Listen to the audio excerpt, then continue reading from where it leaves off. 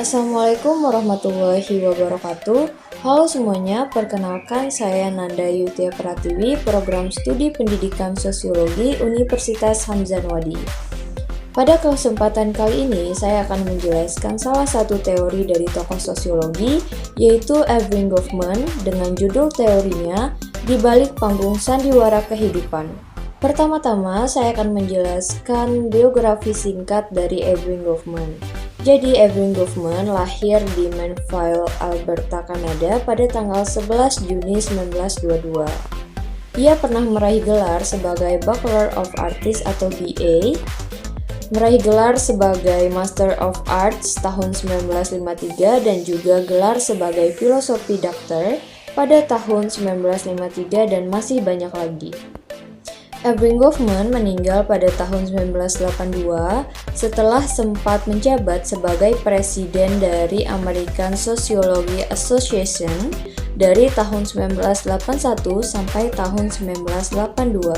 Karya-karya Erving Goffman dipengaruhi oleh Matt, yaitu The Self, misalnya The Presentation of Self in Everyday Life, pada tahun 1955 merupakan pandangan Goffman yang menjelaskan mengenai proses dan makna dari apa yang disebut sebagai interaksi antar manusia. Nah, jadi interaksionisme simbolik Erving Goffman ini mengacu pada 3 konsep. Yang pertama, impression management, yang kedua, role distance, dan yang ketiga, secondary adjustment. Nah, jadi inti dari ajaran Goffman ini adalah dramaturgi. Dramaturgi adalah situasi dramatik yang seolah-olah terjadi di atas panggung sebagai ilustrasi untuk menggambarkan individu-individu dan interaksi yang dilakukan mereka dalam kehidupan sehari-hari. Oke, jadi lebih jelasnya, teori dramaturgi ini merupakan sebuah teori yang menjelaskan bahwa kegiatan interaksi satu sama lain sama halnya dengan pertunjukan sebuah drama. Jadi lebih sederhananya, dramaturgi adalah sandiwara kehidupan yang disajikan oleh manusia.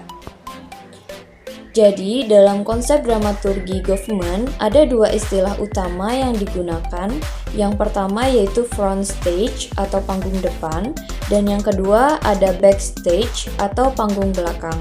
Front stage atau panggung depan ini mengacu pada bagian dari interaksi sosial yang terjadi di depan audiens atau orang lain. Nah, ini adalah area di mana individu berusaha untuk mempengaruhi persepsi orang lain tentang diri mereka, seperti seorang aktor di atas panggung. Jadi, seseorang menggunakan berbagai strategi untuk mengelola penampilan dan membuat kesan yang diinginkan. Nah, jadi teman-teman, dalam konteks ini maksudnya, seseorang akan memainkan peran yang diharapkan oleh masyarakat atau dalam situasi tertentu. Contohnya, ketika kita dalam sebuah pesta, sebuah acara, kita akan berusaha menjadi seseorang yang selalu tersenyum, selalu ceria, meskipun kita tidak menginginkan hal tersebut. Nah, sedangkan panggung belakang atau backstage adalah area di luar pandangan orang lain. Jadi di mana di sini individu tidak perlu mempertahankan kesan yang diinginkan. Ini adalah tempat di mana individu istilahnya melepas topeng dan menjadi diri mereka yang sebenarnya. Nah, jadi teman-teman, dalam panggung belakang ini maksudnya individu dapat meluangkan atau mengungkapkan emosi yang mereka rasakan sebenarnya, seperti berbicara dengan jujur, kemudian berperilaku sesuai dengan apa yang mereka inginkan, istilahnya seperti berada dalam zona nyaman. Baik itu senang, sedih, kecewa, marah, dan lain sebagainya. Contohnya seperti hal yang tadi, ketika seorang berada dalam sebuah pesta, mereka berusaha tersenyum walaupun mereka sebenarnya tidak menginginkan hal itu. Karena pada dasarnya seseorang tersebut pada zona nyamannya atau backstage-nya adalah seorang yang pendiam, introvert, dan tidak suka bercengkrama dengan orang lain. Namun ketika mereka berada di depan panggung, mereka berusaha menjadi seseorang yang ceria, mereka berusaha menjadi orang yang selalu tersenyum.